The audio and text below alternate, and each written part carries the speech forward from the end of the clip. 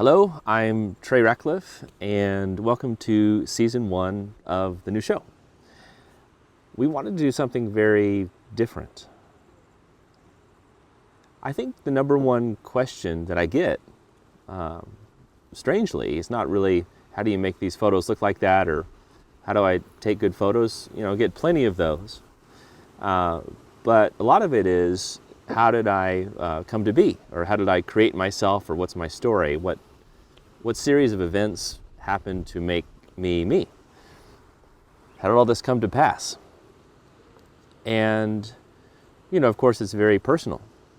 And we wanted to make this whole series very, very personal, where I tell you all kinds of stories about my past, me as a kid, traumatic, embarrassing things that have happened, even traumatic, embarrassing things that have happened as a grown-up, which I guess I am now.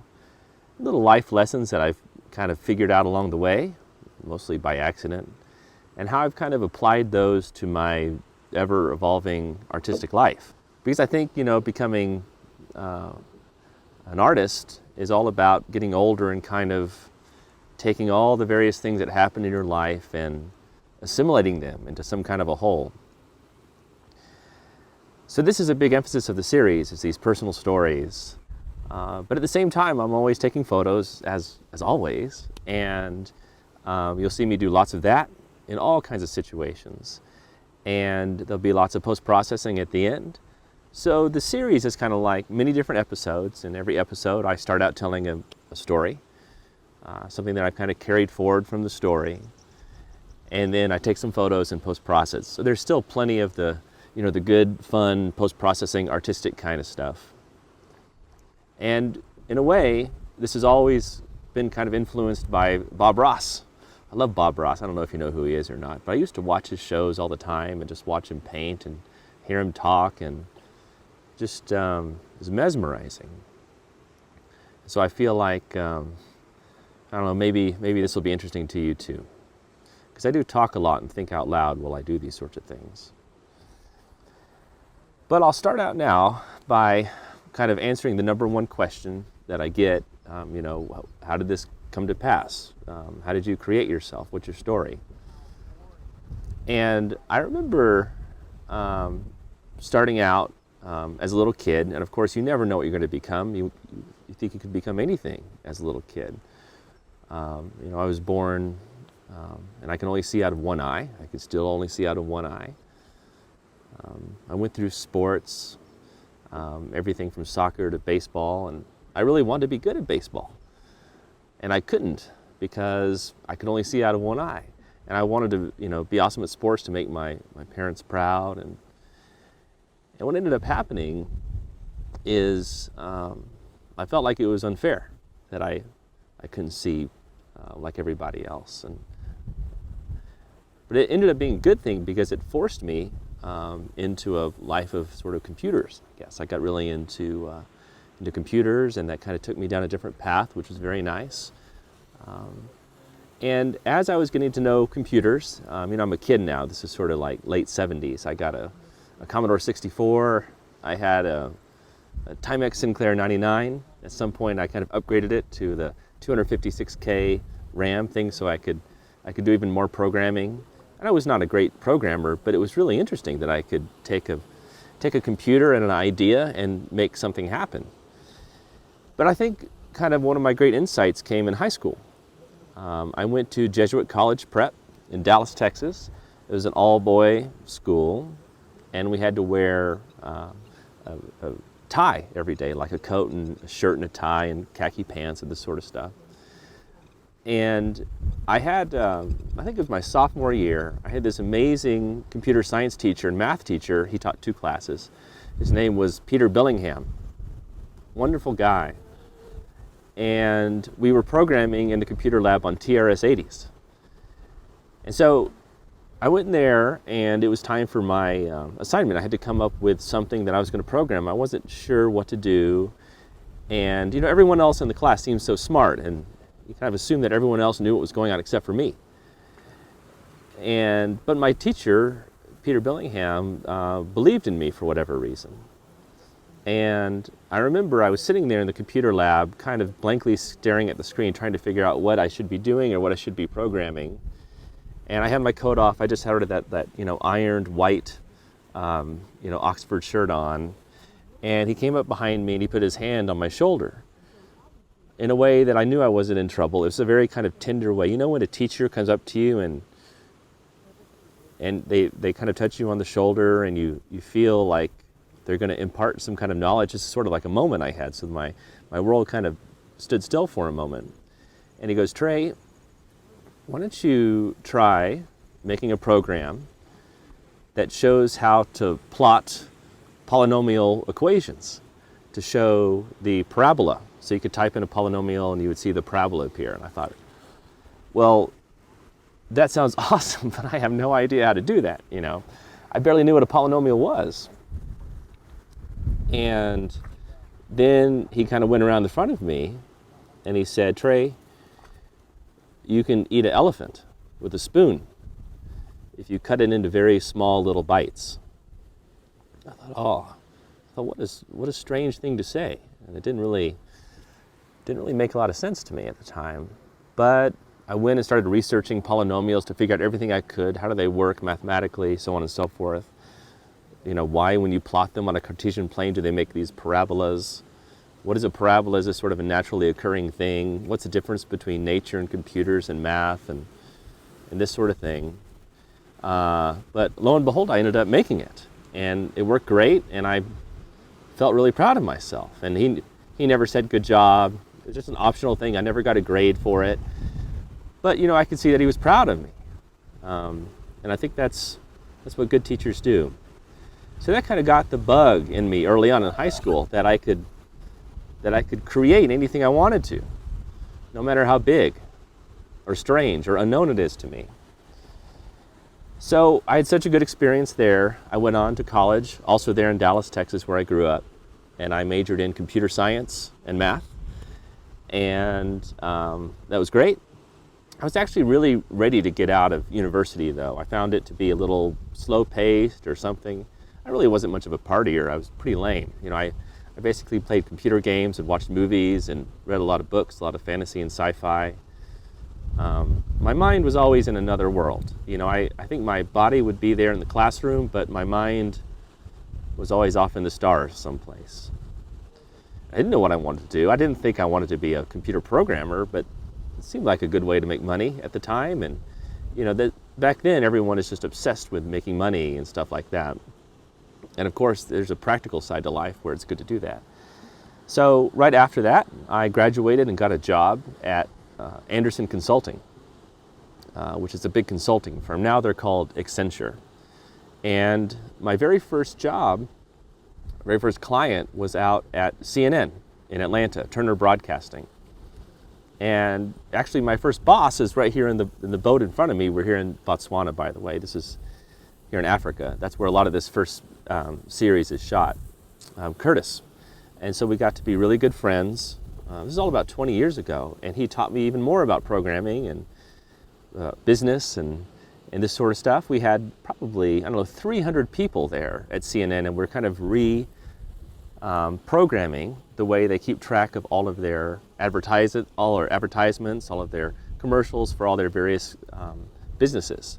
So that's where I learned a lot about the broadcast industry, and I was programming and kind of doing businessy sort of stuff to figure out how that works. So I learned a lot about business back then. And I kind of enjoyed that job. It wasn't so bad. I didn't feel like it was my calling in life. I was paid well, I guess, this sort of stuff. Right around then is when I got married. My wife Tina also worked at Anderson Consulting a long time ago. And then after that, I ended up quitting Anderson Consulting, and I joined a smaller firm, another consulting firm just in Dallas. I did more of the same kind of thing, but I jumped around, did many kinds of businesses. Did telecom, we did supply chain management, healthcare, you name it. So I went around and did different kinds of technology implementations in different kinds of environments. And after a while, you realize that all businesses are kind of more or less the same. just different kind of instantiations of the technology for each situation. And so, at this stage, I'm kind of like in my early 30s, and I decided to branch out and do some entrepreneurial things. And maybe it's because I just read Atlas Shrugged and then The Fountainhead. I was really into Ayn Rand, and a lot of things she said made a lot of sense to me. Sort of rugged individualism and this sort of thing. And I guess a lot of rugged individualism just didn't fit in with my corporate IT life, and I always felt very much like an individual. I didn't really ever feel like I fit in. And the whole time I kind of kept my creative mode sort of on a soft simmer in the background. I had written a novel that had been summarily rejected by everybody. That's a story that I tell in another episode here. I'd been doing ceramics and pottery. I'd been doing a lot of other creative writing, but it really wasn't the main focus of my life, creativity. I felt like being entrepreneurial was sort of a form of creativity where I could actually create something that had never been created before. So I started a little television software company and got some funding for that. And that kind of worked out. During that time, I got about a dozen patents, learned a lot about that system and the legal system and that sort of thing. I found out I had very little tolerance for it. And then I started a game company, I guess in my mid-30s. And we created this really cool game, which I'll talk about another time. That's a whole nother story. And it was going pretty well, and we actually had studios all over the world that were helping us make this game. So I would start traveling quite a bit. And I found out that I really enjoyed taking photos when I was out at these places, because they were just amazing. I was so blown away by the different cultures and the way people dressed and the way they looked. Just everything. I was infatuated, and I really wanted to capture it. So that's when I really started taking photos while I was kind of running this game company. And then what happened is it looked like we had kind of a hit on our hands. We thought we might do pretty well. So we started dramatically expanding the size of the company, and we brought in another CEO to take over, because I'm honestly much more the creative type. I'm not like, super boss man that knows how to, motivate 100 people or whatever. I know how to motivate like dreamers like me. That's no problem.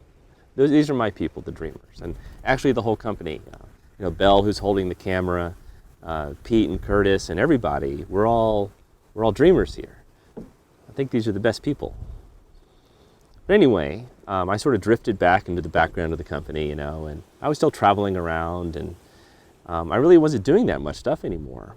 I didn't really have much of an active role, but I really found myself getting more and more into the photography, into HDR, into experimentation, post-processing.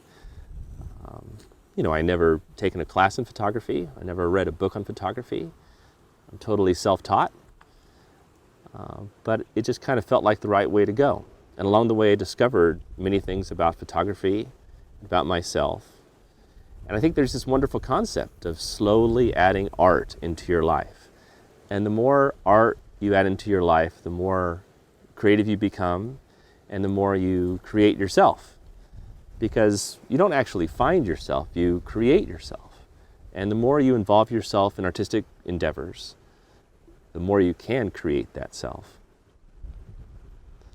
There's this quote from one of my favorite authors, Ray Bradbury, a sci-fi writer. He wrote the Martian Chronicles and these sorts of things. And he says, "We are cups constantly being filled. The trick is knowing how to empty all the beautiful stuff out." And I think that's a lovely thing. And it is kind of a trick, isn't it, to figure out how to empty out the beautiful stuff and become open and vulnerable. And I think the more artistic you are and the more you practice this sort of creativity, the easier this becomes. So I went on taking photos, and I had a blog, stuckincustoms.com. I would write every day. I would put up a new picture every day, and I just loved it. I did it for years and no one noticed. It was just me and my mom that came to the lonely thing. We never did any advertising or any marketing or anything. It just grew by word of mouth. I don't even know how it happened. It's a shock to me that it was successful and that it's still successful. I don't take any of it for granted. I don't take any of the travel for granted. I don't take any of my cameras or the people around me in my life. I take none of it for granted. I just cannot, I really can't believe it. Because I feel just like a little kid that likes to take pictures. Like a little boy who's still kind of just constantly experimenting and never really sure. And I think that's actually a safe spot to be in. And so here we are now. We're here in Africa. And I kind of had a revelation just yesterday. It was one of the first times I had seen an elephant in the wild. And we had been seeing lions and lion cubs, these little lion families out kind of hunting, and, you know, saw a few little playful takedowns, stuff like that. And I thought, well, you know, how on earth could a pride of lions take down a giant elephant? These things are enormous. I wouldn't even know you would get a grip on this thing. But they do it. And it made me think back to when I was in high school. And Mr. Billingham told me that I could eat an elephant with a spoon if I broke it into little parts. And I'm sitting here realizing that I've actually eaten an elephant. And I can't believe it, he was right. And this whole time I didn't realize I was breaking it into little parts, but I was. And so I've kind of had this journeyman's life with IT and entrepreneurism and having many different jobs. And maybe you're like me. You kind of have this gentle throb in the back of your head that you were meant to do something else. You were meant for great things. You were meant to create. That you were meant for more on this earth. But you're not sure what that is. And so you kind of stumble through life, right? I can say that I've easily stumbled through life. But what happens is you are accidentally preparing for some kind of greatness that you don't know yet. And so I think what happens is you end up stumbling into your own greatness. And you can get there through creativity, finding yourself, and rugged experimentation, becoming more of an individual through this creative life. And that's so much what this series is about. So I hope you have a great time with me. I hope you learn a lot. I hope you get inspired. I'm honored that you're going to be here with me the whole time. And it's going to be amazing.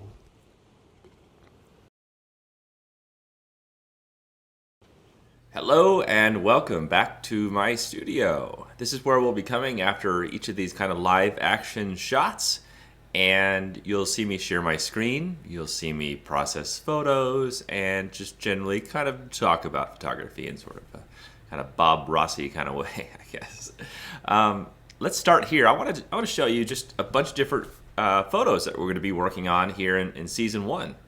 These are some of my favorites, and you know, every episode features a sort of a different location and a different story that will lead into the production of a work, such as this. This is one of my favorite photos. I took this in Namibia, out in the desert. These amazing quiver trees, and I tried to position it such that the quiver trees would open up into the Milky Way. This is actually one of the more complex shots that we're going to work on later in the series because it's actually a panorama. This was composed out of 6 different photos. Okay.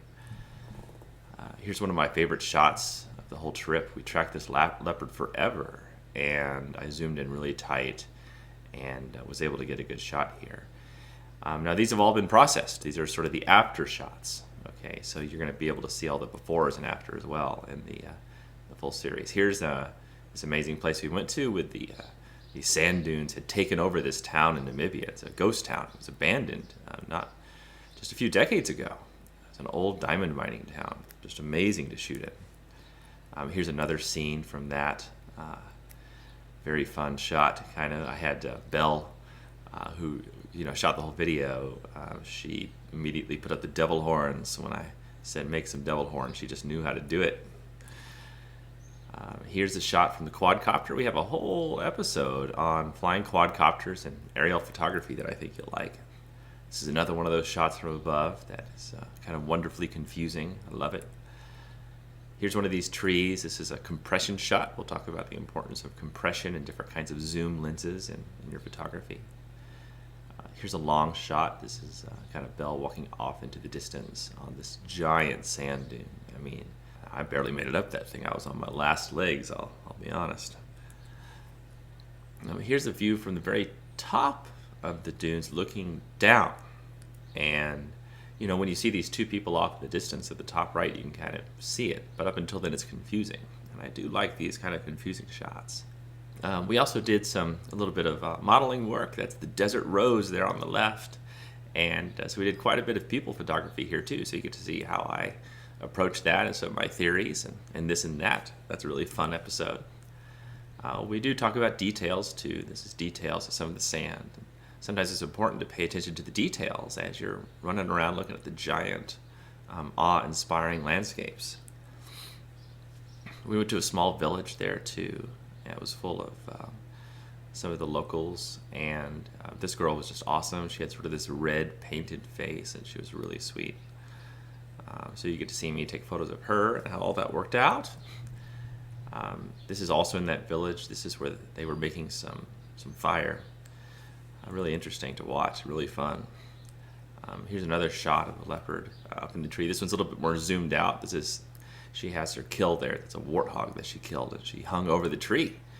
And then she had to run up there to protect it from a bird of prey that was about to pounce on it.